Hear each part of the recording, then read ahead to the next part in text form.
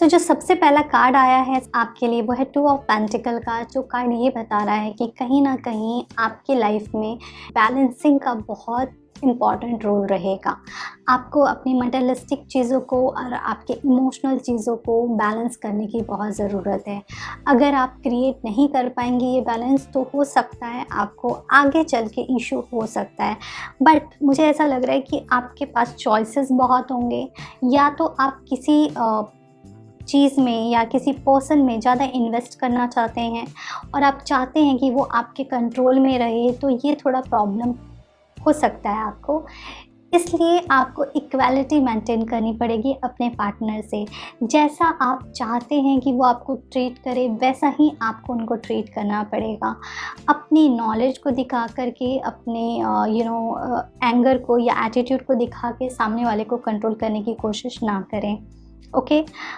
ऐसा हो सकता है कि आपको कुछ ऐसी चीज़ें, अगर आप पब्लिक फिगर हैं या फिर आपको पब्लिक जानती है, तो ऐसा हो सकता है कि आप में से कुछ लोगों के कुछ ऐसी आप लोगों के बारे में कुछ ऐसी या तो मीडिया में बात फैल सकती है, या फिर हो सकता है कुछ स्प्रेड आपके फ्रेंड्स के सामने हो, या कुछ ऐसी चीज़ हो जो आप नहीं अभी तक आपने डिस्क्लोज़ की थी, बट अब वो डिस्क्लोज़ हो रही है। ओके।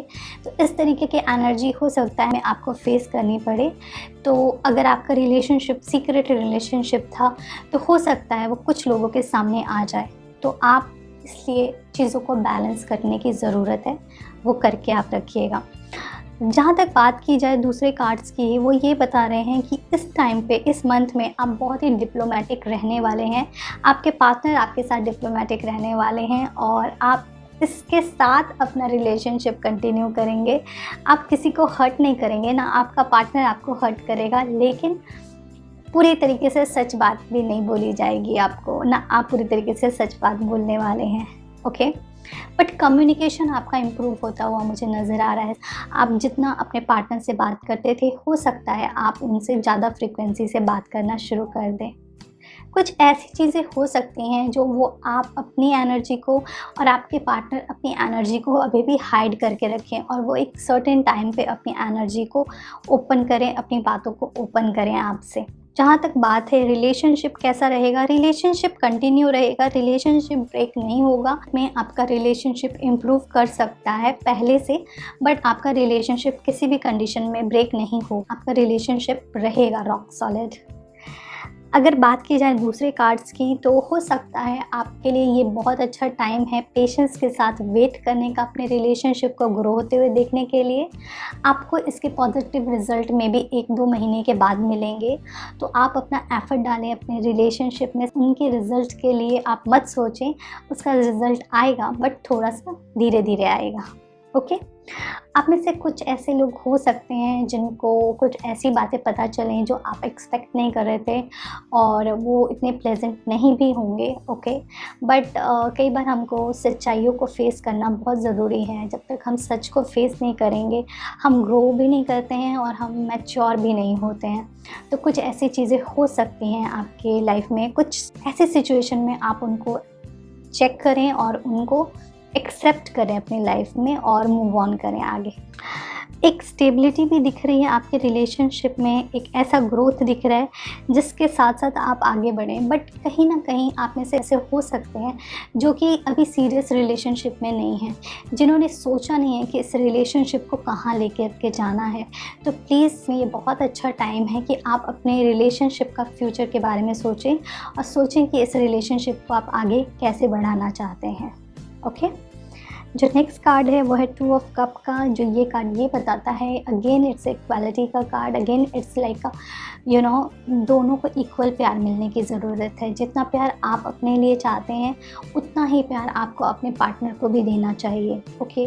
बिकॉज़ तभी ये यूनिवर्स पूरा होता है। अगर आप सिर्फ़ और सिर्फ अपने बारे में सोचोगे, तो ये तो एक सेल्फिश रिलेशनशिप हो जाता है ना। तो आपको अपने पार्टनर की भी ज़रूरत के बारे में सोचना है और अपने बारे में भी सोचना है। ओके। तो इस तरीके से आप अपने रिलेशनशिप को और खूबसूरत बना सकते हैं। जो आपके लिए 2 कार्ड्स आए हैं और एंजल कार्ड्स, वो है क्रिस्टल का एंड सेकंड है बुक का।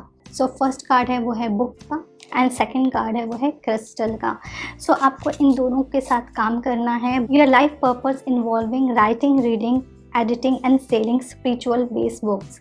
सो ऐसा हो सकता है कि आपको कुछ ना कुछ या तो बुक पढ़नी चाहिए, या कुछ अगर आप किसी इस तरीके की संस्था में हैं जहाँ पे आप बुक सेल कर सकते हैं, या फिर बुक नहीं भी सेल कर सकते, नॉलेज दे सकते हैं लोगों को, तो ये भी बहुत अच्छा। तो आप विजडम से रिलेटेड जितना भी काम करेंगे वो आपको स्ट्रेंथन देगा, आपको ताकत देता है, ठीक है।